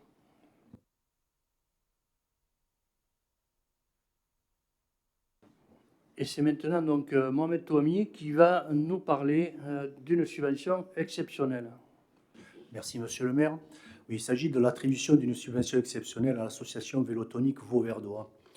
Alors, cette association a organisé le 30 octobre 2022 le premier challenge de la ville de Vauvert en partenariat avec la Fédération française de course cycliste ainsi que le comité du Gard. C'est à souligner parce que ça fait bien longtemps qu'on n'avait pas vu une compétition officielle qui fait partie des classements et des championnats. Donc là, on avait toutes les catégories, des U8, des U9, des U10, puisque maintenant on parle en U et non plus en poussin ou en pupille ou en minime. Et jusqu'au senior, jusqu'au la course féminine et dans une organisation digne, j'allais dire, des plus grandes, puisqu'elle a été, j'allais dire, soulevée et congratulée par la fédération elle-même, puisque nous l'avons reçue aussi en assemblée générale dans le foyer de Galicien dernièrement. Elle a été mise en avant par rapport à notre bassin de rétention, donc il faut aussi remercier la communauté des communes et son président André Brundu pour avoir donné toutes les autorisations. Et donc, elle a été, mise en avant et ils espèrent, à la fédération, pouvoir y organiser bien d'autres courses, et notamment régionales. Voilà. Donc, cette association, aujourd'hui, le VTV Vélotonique Vauverdois, que tout le monde connaît bien à la ville de Vauvert, avec son président Thierry Pajot et Frédéric Sureau, j'allais dire à la manœuvre, est en train de se revigorer. Ils sont en effervescence. Ils sont repartis sur une école de cyclisme qu'ils n'avaient plus depuis quelques années. Et voilà, donc il y a une dynamique qui est quand même très productive et du coup, la ville de Vauvert, comme elle a toujours fait, j'allais dire, aide les associations et toutes les associations qui ont envie de faire progresser le sport dans notre belle ville. Merci. Merci Momo. Moi je reste, parce que je suis un ancien dirigeant, sûrement nostalgique des débutants, des poussins, des pupilles, des minimes, des cadets, des juniors. Voilà. On est passé au U, qui est, voilà, on tient ça de... Pourtant, c'était avant le Brexit, voilà. U, qui signifie under, en anglais, voilà, -2, -2, que nous disons en anglais, c'est bien dommage. Voilà. Bon, en tout cas, l'important, c'est que les petits se retrouvent sur le terrain, ou sur les vélos, ou sur les rollers, et qu'ils puissent faire leur sport. Bien, sur cette situation exceptionnelle, j'ai juste à signaler que la subvention est d'une montant de 1 000 €. Excusez-moi, je ne l'avais pas souligné. Mais c'était... Chacun l'a reçu, donc il est bien transparent. Y a-t-il des oppositions? Non. Abstention? Unanimité? Je vous remercie.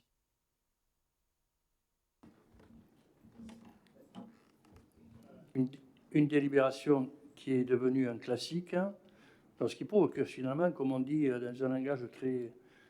voilà, un peu trivial, la mayonnaise prend, puisque à tous les conseils municipaux, maintenant, on a des primes vélo. Donc, ça prouve que ça marche et que de plus en plus de nos concitoyens trouvent tout l'intérêt qu'il y a à se déplacer en vélo, et ce n'est qu'un début. Ce n'est qu'un début parce que ce n'est qu'un début en termes d'aménagement pour les cyclistes, et nous comptons bien là-dessus également faire un progrès supplémentaire à cette ville. Je voudrais également en profiter à cette occasion pour dire que, donc, en partenariat avec notre vice-président du conseil départemental, Bruno Pascal, donc, nous avons remis au goût du jour et en selle un projet qui avait été abandonné pendant 6 ans, et que donc nous allons pouvoir obtenir du conseil départemental que dès l'année 2023 soit engagé le projet de voie verte entre Galicien et Saint-Gilles, qui sera un des derniers maillons qui permettra au département du Gard, d'ici la fin de ce mandat, d'avoir relié la mer au pont du Gard, en vélo. Allez, Daniel. Merci, monsieur le maire. Donc, comme vous savez, vous en avez pris l'habitude depuis quelques conseils municipaux, vous savez que depuis 2021, la commune a souhaité accorder une aide de 200 € aux habitants de la ville qui souhaitent faire l'acquisition d'un vélo à assistance électrique neuf. À ce jour, 26 primes ont été versées depuis la mise en place de l'opération, soit 8 en 2021 et 18 en 2022. À ce jour, la commune a réceptionné 5 nouveaux dossiers qui remplissent l'ensemble des conditions d'attribution de cette prime. Il est donc soumis au vote le versement de 200 € à Madame Christiane Hernandez, Monsieur Yannick Rico, Madame Elisabeth Cortés, Madame Dalila Samoud et Madame Chantal Dolon. Le dossier devra être complet pour que le versement de la prime soit effectué. Donc, je propose au conseil municipal d'allouer ces subventions exceptionnelles. Pas d'intervention. Donc, y a-t-il des oppositions? Donc, 8 oppositions. Abstention, donc à la majorité. Et nous passons maintenant donc à également une délibération technique. Et donc, le technicien de service est une fois de plus Rodolphe Rubio. Merci. Donc, vous prendrez votre vélo électrique pour vous déplacer sur Galician, dans un endroit que beaucoup connaissent, qui est au lieu-dit de Fonteuil, où il y a le château de Fonteuil. Et dans les parages du château de Fonteuil, il y a une maison qui est desservie par deux seuls chemins communaux. Et vous savez que la Poste nous oblige à dénommer les chemins communaux et à avoir des adresses postales précises pour la distribution du courrier et des colis.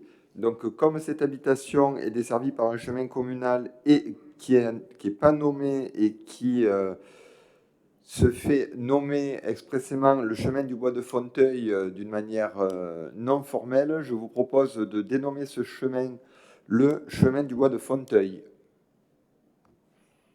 Voilà, donc je vous propose d'approuver la dénomination du chemin du bois de Fonteuil et d'autoriser le maire ou son adjoint à signer les actes afférents. Y a-t-il des oppositions? Abstention, unanimité, je vous remercie. Ça me fait penser quand même des choses là qui ont 30 ans d'âge, qui sont en train de se conclure. Hein. Parce que le chemin sur lequel il y avait des amandiers, enfin bref, le chemin qui avait disparu, qui traversait une cour de masse. Voilà, les choses se règlent. Quelquefois, on a du mal à les régler parce qu'en total, les gens sont morts et qu'il faut traiter avec d'autres qui ne s'entendent pas. Voilà, on y est arrivé sur Fonteuil. Je me rappelle, ça faisait partie des toutes premières délibérations sur lesquelles on travaillait à l'époque avec Guiroca. Très bien. Y a-t-il des oppositions? Abstention, unanimité, je vous remercie. On passe à la délibération suivante. Il s'agit donc de traiter des avocats du diable. Oui, merci Monsieur le maire. Donc nous en sommes à l'avenant numéro 17. Donc vous savez que la commune est liée par convention depuis le 1er mars 2001 avec l'association des avocats du diable.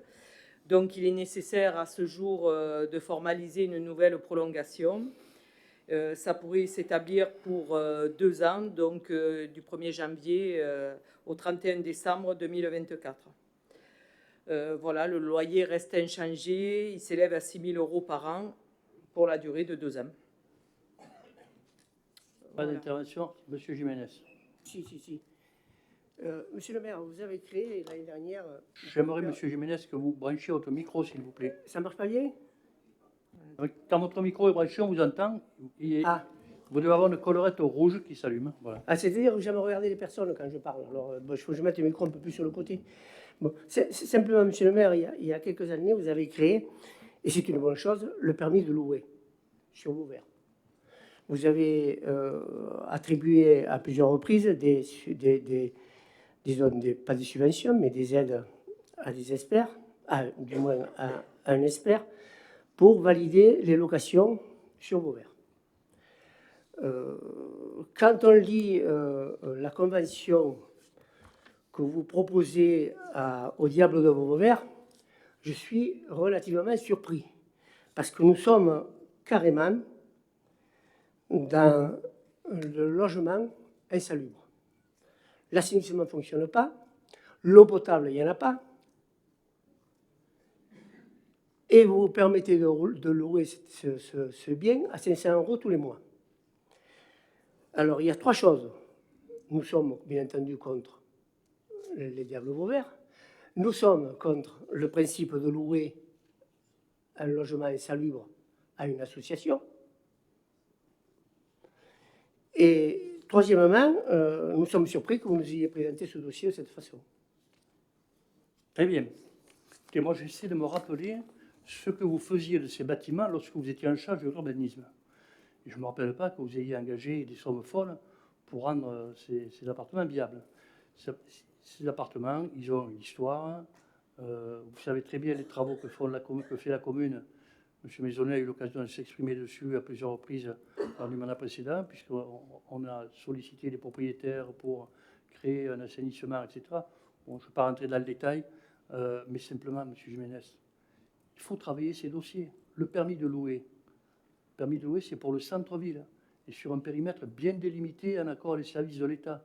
Ça ne s'applique absolument pas là-bas. Alors là-bas, ce qui s'applique, c'est notre détermination à faire en sorte qu'effectivement, on puisse avoir de l'eau dans de bonnes conditions.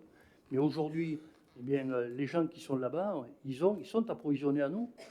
Et ce qui est important pour eux, c'est d'être dans une résidence de qualité qui leur permet d'être inspirés par nos paysages, nos marais, de venir ici écrire certaines des plus belles pages de notre littérature dans le sud gardois. Voilà.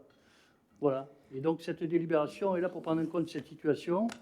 J'espère, avec vous, bien sûr, que d'ici 2 ans, on aura réglé définitivement les problèmes qui sont les problèmes qui se posent là-bas dans ces masses, quand l'assainissement n'est pas correct et quand donc l'alimentation en eau ne se fait pas dans de bonnes conditions. Voilà, c'est tout. Monsieur le maire, c'est un travail permanent que nous faisons également par ailleurs. On ne mobilise pas que sur la zone là-bas. Vous savez qu'on fait beaucoup d'analyses techniques, vous le savez tout ça, pour étudier la qualité de l'eau dans la nappe, pour faire en sorte qu'il n'y ait pas donc d'autres eaux qui aillent dans les eaux d'assainissement, pour là acheter des terrains pour assainir avec les servitudes des uns et des autres. Il a fallu attendre des années pour arriver à faire en sorte que non seulement la maison qui habite les avocats du diable et les amis du diable Vauvert puissent bénéficier d'un assainissement de qualité, mais également les voisins, ceux qui habitent là, les autres, puisqu'il y a une sorte de petit hameau à cet endroit. Et donc on est sur ce projet. Mais dans l'intervalle, sur ce projet, il faut avoir une relation contractuelle avec les avocats du diable qui prennent en compte une situation temporaire. Voilà pourquoi le loyer est inchangé. Oui, mais monsieur le maire, oui, tout simplement, je renouvelle et je considère que ce logement est insalubre. Ne parlons plus de permis à louer, parlons de logement insalubre. Ouais. Ce n'est pas un logement. L'association n'a pas un effet de logement là-bas. Ensuite, vous savez très bien que la zone là-bas, c'est de l'assainissement non collectif. Oui, je le sais bien, madame. L'assainissement est non collectif. L'alimentation en eau ne peut se faire là-bas que par forage. Madame, je suis en train d'expliquer à monsieur le maire qu'aujourd'hui, en l'état de votre délibération, le logement est insalubre. Ça s'arrête là. Après, vous pouvez me raconter tout ce que vous voulez. Et si le logement était insalubre, M. Jimenez, il n'y aurait aucun auteur qui viendrait. On a l'association Les Avocats du Diable, ils gèrent donc ces 2 appartements et régulièrement, Francine Chalmeton y est très souvent. Donc si les auteurs considéraient qu'ils étaient logés de manière indigne, eh bien plus personne ne viendrait. Tous les mois, nous avons des analyses sur la qualité de l'eau. On prend des mesures si l'eau effectivement présente des problèmes. Il y a des travaux à faire régulièrement, nous les faisons. Et si vraiment les locaux étaient insalubres, eh bien, plus aucun auteur ne viendrait. Voilà. Vous savez, chez Jiménez, pour déterminer que le logement est insalubre ou indécent, l'expert immobilier, auquel vous faisiez référence, il a 34 critères qui sont les critères du règlement sanitaire départemental. Voilà. Et voilà. Et oui, non, mais je sais que vous êtes spécialiste pour les mythes, mais pour l'eau, je pense que vous avez encore quelques lacunes. Voilà. Donc, vous adresserez à la caisse d'allocation Monsieur le maire, il sera capable de donner les bons renseignements. Mais voilà. il faut m'expliquer pourquoi vous donnez le loyer, ça fait 10 ans qu'il est à 6 000 euros par an. Il faut me l'expliquer pourquoi. Il faut me l'expliquer.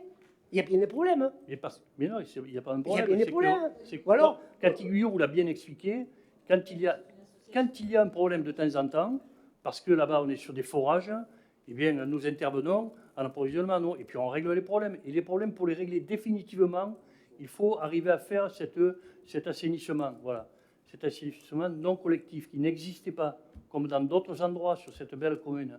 Alors nous le faisons. Pour le faire, il a fallu acquérir du foncier. Il a fallu des années, je ne vais pas donner le nom des propriétaires riverains, mais vous les connaissez. Il a fallu gérer des servitudes d'accès à d'autres maisons. Aujourd'hui, ce projet est prêt. On va donc pouvoir, là, maintenant, dans la fin de ce mandat, engager ce travail. Et ce travail, mais écoutez-moi, ce travail, jusqu'au bout, ce travail, il nous permettra d'avoir un assainissement de qualité. Et sur un assainissement de qualité, on aura des forages de qualité. Voilà. Mais parce que les choses sont liées. Monsieur le maire, je ne vous contredis pas là-dessus. Je sais que vous faites les travaux. Et ce seul critère, expliquez-moi pourquoi. Il y a 10 ans, vous faisiez payer 6 000 euros. Il y a 10 ans, vous faisiez payer 6 000 euros, c'est-à-dire que l'eau était potable et l'assainissement fonctionnait comme il faut. Mais ce n'est pas vrai. Alors pourquoi? Le loyer, il a été déterminé. Et le loyer n'a jamais augmenté. Le loyer, ça s'est il a dégradé été déterminé au départ par rapport au prêt qui avait été fait, pour que ce soit une opération blanche pour la commune. Eh oui. Et on avait les deux structures qui représentaient 100% du montant du prêt, C'est du quand même remboursement du terrible prêt. de ne pas tout savoir. Hein. Voilà. Et là, Vous savez qu'on a voulu installer le diable, hein, évidemment. Évidemment, ça pose problème. On a installé le diable.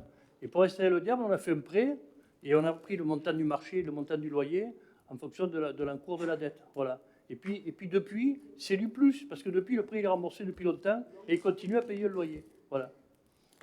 Oui, comme le dit Francine, c'est une association qui mène une action de promotion de la littérature.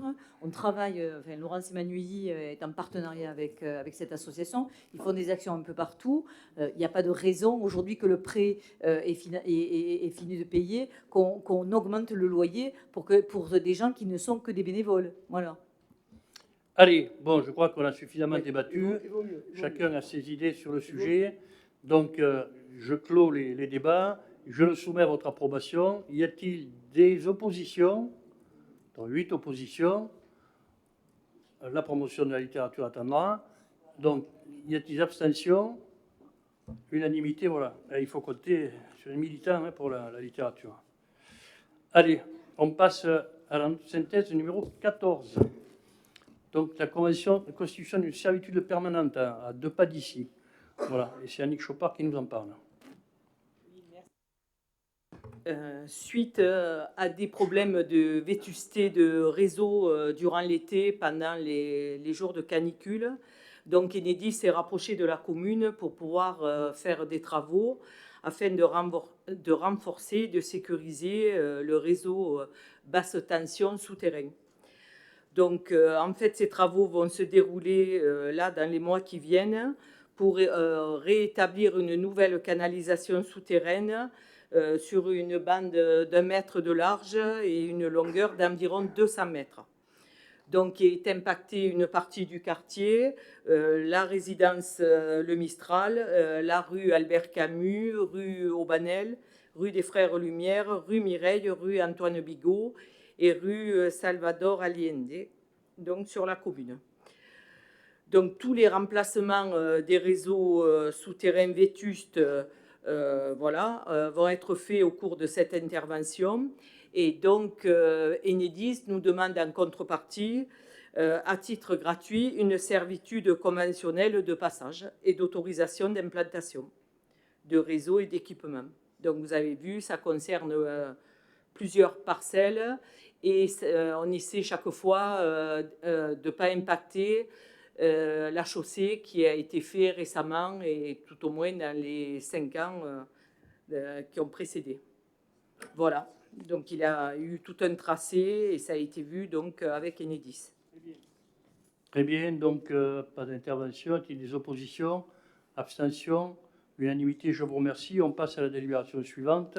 Oui, donc Annick Chopard, toujours. C'est une demande de bornage, un classique, dont le cabinet Vacher, qui est géomètre expert, par l'intermédiaire donc de 3 propriétaires, nous demande d'intervenir sur les parcelles cadastrées à 10 et 11 au lieu dit Mas-Barbé à Vauvert. Donc ils ont demandé une demande de bornage qui sera bien sûr à leurs frais en tant que demandeur. Voilà. Pas d'intervention. Y a-t-il des oppositions? Abstention? Unanimité, merci. Un deuxième bornage qui a été demandé par le cabinet de Monique Saucine, donc pour Madame Mességuet. Et pareil, elle a plusieurs parcelles au lieu dit chemin de Beauvoisin à Vauvert. Et elle veut donc un bornage par rapport à la parcelle communale. Et un chemin rural qui jouxte les 2 propriétés. Voilà. Pas d'intervention, donc y a-t-il des oppositions? Abstention? Unanimité, je vous remercie. Ensuite, une décision modificative numéro 1 concernant le budget annexe des festivités. Donc, en fait, qui n'a pas d'impact budgétaire supplémentaire. C'est simplement un déplacement de 12 000 € du chapitre 011 charges à caractère général sur le chapitre 012 les charges de personnel. Ça, c'est en rapport avec la programmation artistique. Certains contrats maintenant se fait sous la forme où l'artiste demande plutôt d'être considéré comme employé par la commune plutôt que ce qu'on paye sa prestation. Donc, quand il est employé par la commune, ben, automatiquement, c'est le chapitre 12 et les charges de personnel qui doivent le régler. Donc, c'est pour ça qu'on modifie cette somme-là d'un chapitre à l'autre, pour un total, donc, impact zéro. Voilà. Très bien. Sur ce sujet, y a-t-il des interventions? Non, pas d'intervention. Y a-t-il des oppositions? Abstention? Unanimité, je vous remercie.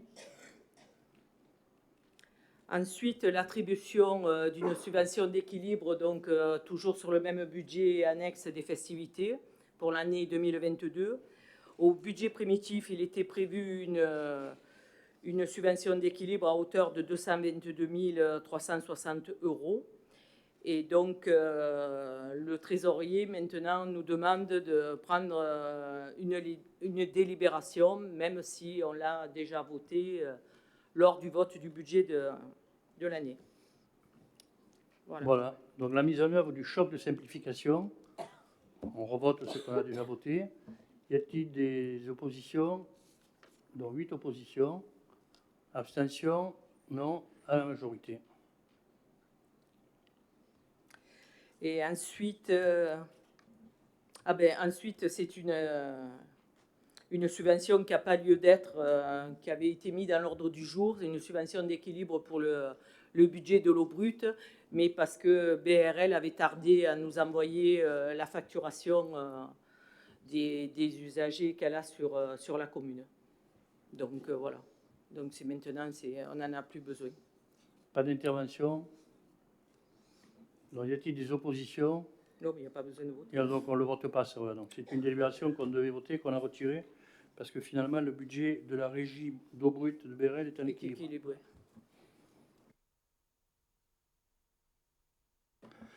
Ah, c'est moi. Alors, là, je n'ai pas l'habitude, mais du coup, je vais vous lire un peu.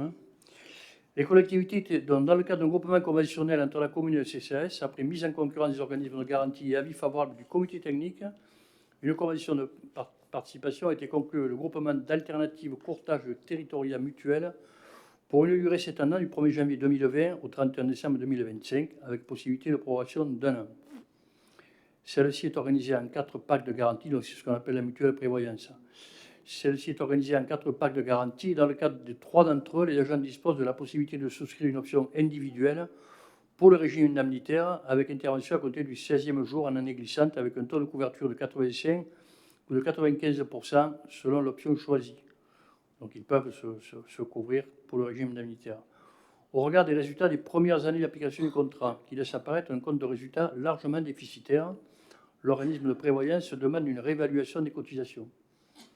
La révision tarifaire souhaitée pour amorcer un retour à l'équilibre consiste à une augmentation de 9%. Alors en clair, soit on dénonce le contrat et on relance donc un appel d'offres pour un groupe de prévoyance, soit on prend en compte le fait qu'ils sont déficitaires et on accepte de payer 9%. Les différentes simulations et études ont été faites et il est bien plus intéressant pour nous de conclure donc un accord et de prendre en compte cette augmentation de 9% qui est largement à l'avantage de nos salariés, compte tenu des particularités du contrat.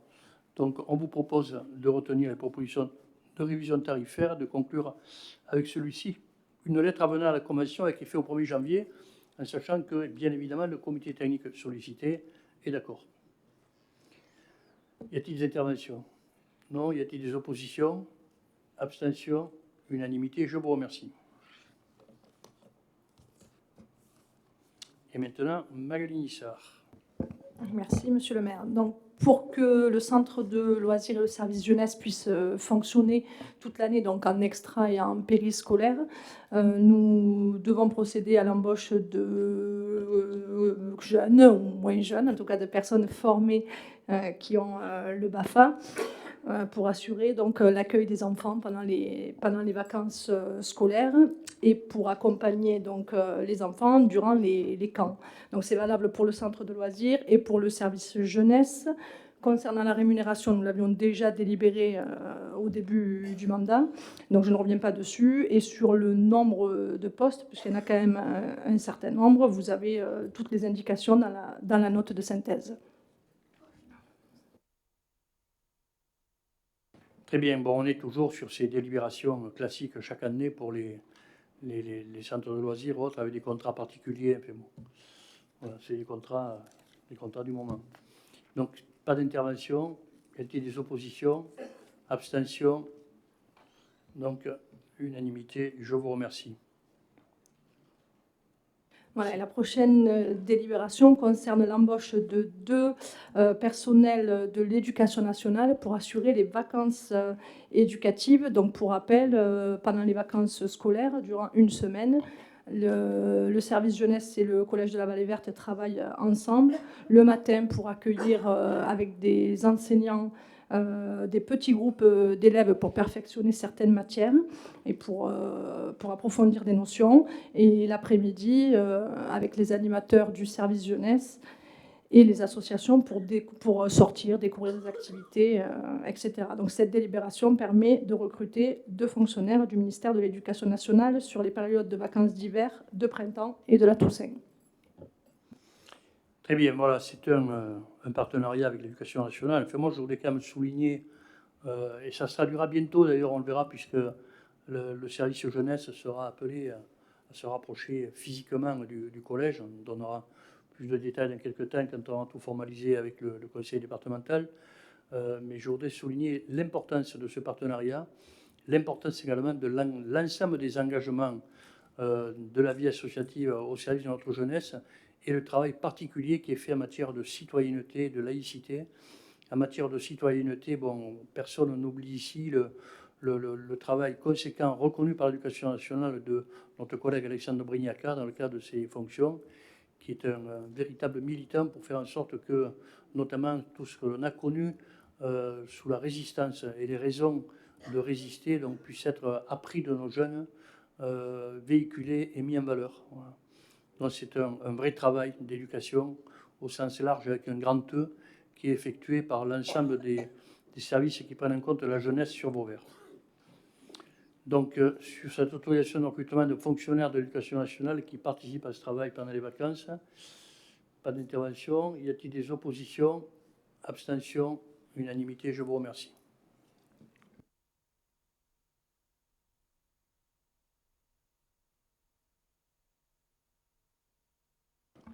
Bien, alors il s'agit de recruter des agents recenseurs. Vous savez, moi, ça me laisse toujours un petit goût amer quelque part, c'est que quand on donne les chiffres de la population, c'est toujours des chiffres qui ont quelques années en arrière, alors un peu moins maintenant, mais ça reste quand même toujours. Officiellement, on doit avoir aujourd'hui les chiffres de 2019. C'est assez incompréhensible parce que régulièrement, donc, nous recrutons des agents recenseurs et donc on doit être capable d'avoir les chiffres. Et vous savez d'ailleurs que il y a 2 chiffres, hein, il y a 2 nombres en tout cas qui caractérisent la population, puisqu'il y a la population qu'on compte et puis la population pour la dotation globale qui n'est pas la même, à quelques centaines près. Hein, voilà. Bien, mais donc il nous faut, comme régulièrement, embaucher 2 agents recenseurs non titulaires et à temps non complet de 17h30 pour une période qui va du 9 janvier au 25 février. Je ne vous cache pas que c'est difficile de recruter des personnes à temps non complet sur si peu de temps de travail et dans cette période-là. Voilà. C'est pas simple. Et si vous connaissez des candidats, n'hésitez pas à le faire savoir parce que on va lancer l'appel à candidature, mais c'est assez difficile. Bien, y a-t-il des interventions? Y a-t-il des oppositions? Abstention? Unanimité? Je vous remercie.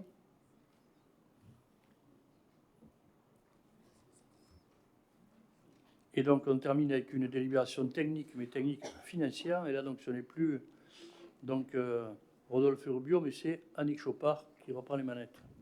Oui, concernant le régime donc des provisions, dont les provisions, ce sont des opérations d'ordre sans impact financier. Dans le passé, la commune avait opté pour un régime dérogatoire des provisions. Et donc, sur préconisation du trésorier, En fait, on prend une délibération aujourd'hui pour qu'on passe au semi-budgétaire et au régime de droit commun qui nous est donc recommandé par le trésorier. Voilà. Donc le changement, quand on change le régime, c'est possible une fois par mandature. Voilà. Donc à compter du 1er janvier 2023. Très bien. Et ce sera sûrement la dernière fois que nous modifierons l'instruction budgétaire et comptable M14, puisque nous passerons l'année d'après à l'instruction budgétaire et comptable M57. Voilà. Avec quelques modifications dans le plan comptable. Bien, sur cette délibération, y a-t-il des oppositions, abstentions, unanimité? Je vous remercie. Donc, vous avez maintenant donc, mis à votre disposition les décisions du maire. Donc, oui, Monsieur Jiménez. Le maire, oui. Prenez le micro, s'il vous plaît, Monsieur Jiménez. Vous pouvez Jiménez. m'expliquer cette décision concernant les indemnités aux receveurs? Alors, vous l'avez, la décision là? Alors, je vais vous expliquer. On la recherche. Non, mais je l'ai là. Pas l'explication, mais la décision. Voilà. La décision. Pour vous donner une explication, sauf si vous avez quelques éléments à nous donner là, pour alimenter votre curiosité. C'est la 425. Donnez-nous le numéro de la décision, s'il vous plaît. 425. 425. Alors, j'ai pas tout compris. Voilà.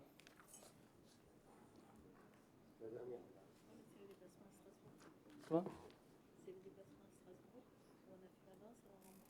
Ah oui. Alors, c'est pas une indemnité au. C'est pas une indemnité au percepteur, là. Parce qu'il y en a plus. Non, c'est. Il y en a plus. Non. C'est une décision, c'est un refus du percepteur. Oui, non, c'est la régie d'avance Voilà. qui a avancé une somme donc, dont le montant est de. Donc, la régie d'avance, c'était de 6 000 €. Donc, elle a avancé une somme pour financer le déplacement à Strasbourg dans l'attente du remboursement de l'Europe, c'est tout. Mais c'est Strasbourg, pourquoi faire, monsieur le maire, vous pouvez me le dire? Mais peut-être étiez-vous sorti. On n'a pas été invité, nous. Peut-être étiez-vous sorti tout à l'heure quand j'en parlais, Mais ou non, alors mais, vous aviez un moment d'égarement. On n'a pas été Parce invité. qu'il me semble avoir donné force de détails, monsieur Jiménez. On n'a pas été invité, il monsieur n'était le pas maire, là. à Strasbourg. Hein? Il n'était pas là. On n'a pas été Si, invité. alors, je vous le refais. si vous voulez. D'accord. Voilà, et en direct encore. D'accord. Donc, j'ai souhaité qu'une délégation m'accompagne Voilà. au Parlement européen. C'est une démarche de citoyenneté, de formation des élus, dans un cadre qui est financé par le budget de l'Europe, qui permet soit des étudiants, soit des lycéens, soit des élus, soit des parlementaires, d'aller donc visiter le Parlement européen sans faire expliquer le fonctionnement, l'utilité, un certain nombre de détails. Donc ce déplacement a été prévu avec le député Éric Andrieux. Ce député nous a reçus, nous avons participé donc à une session budgétaire, on a visité le Parlement, l'ensemble de ces groupes, de son fonctionnement. Voilà. Et pour cela, l'Europe a pris en charge le déplacement en train, le repas de midi et une nuit d'hôtel. Nous avons fait le choix de faire une nuit d'hôtel supplémentaire à nos frais personnels. Tout cela sera vérifiable sans aucune difficulté. Nous avons été hébergés à Colmar, donc parce que c'était plus simple et moins onéreux que d'être hébergés à Strasbourg. Et on a fait le trajet Colmar-Strasbourg, donc en train, le matin, 20 minutes de train, voilà, en payant également nos frais de TER. Voilà. Et donc là, il s'agit pour la régie d'avance de la commune d'avancer l'argent que l'Europe va rembourser. Voilà. Et donc à la sortie, vous aurez une nouvelle décision qui prendra en compte le fait que la régie d'avance est remboursée de la somme qu'elle a avancée. Monsieur le maire, c'était si simple de me l'expliquer, ou de me l'expliquer. J'ai pris plaisir à vous l'expliquer une nouvelle fois, monsieur Jiménez. Il y a une autre décision, monsieur le Si maire. en plus ça vous a fait du bien, moi ça ne m'a pas fait de mal. Il y a une autre décision qui m'intrigue, là. Allez, 180. Ce soir, vous êtes vraiment décidément intrigué. Hein? Ah non, je vous pose des questions, monsieur le maire. Vous nous donnez des documents. C'est très bien, c'est très bien. Allez-y. Allez-y, votre deuxième intrigue. Alors, l'intrigue, c'est la 380, la décision 380. Il faudrait m'expliquer, hein, parce que société civile de moyens, je voudrais qu'on m'explique ce qui se passe exactement. Voilà, une fois qu'on m'a expliqué, après j'ai compris. Ah, le contrat provisoire de la MSP, c'est ça? Contrat de bail de courte durée. La 380, voilà, ben oui. Le temps que leur société civile de moyens soit constituée. C'est indiqué dans le titre, en cours de formation. Voilà. Donc tant qu'elle n'est pas constituée définitivement, il ne peut pas y avoir un contrat de longue durée. Tout simplement. Ça enchaîne. D'accord. Le mois était déjà commencé, ils ont dû rentrer de mémoire le 14 novembre. Non, mais le contrat de bail de courte durée est conclu entre la commune de Vauvert et Madame Christelle Puech et Michel Cuquier. Voilà. On sait maintenant, société civile immobilier. C'est eux qui vont gérer la plateforme médicale. Mais ils ont une société civile de moyens, vous savez. D'accord. Faites-vous l'expliquer par un médecin, il vous l'expliquera plus facilement que moi. Non, d'accord. Mais là, j'ai Parce compris. que c'est assez courant. Voilà. D'accord. Très bien. Si vous n'êtes plus intrigué, on peut peut-être conclure ce conseil municipal.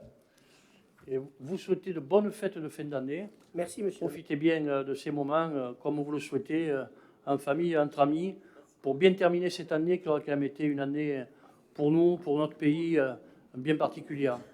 Et donc après vous avoir souhaité de bonnes fêtes de fin d'année, je vous donne rendez-vous pour le prochain conseil municipal où nous aurons à l'ordre du jour le rapport d'orientation budgétaire le 6 février.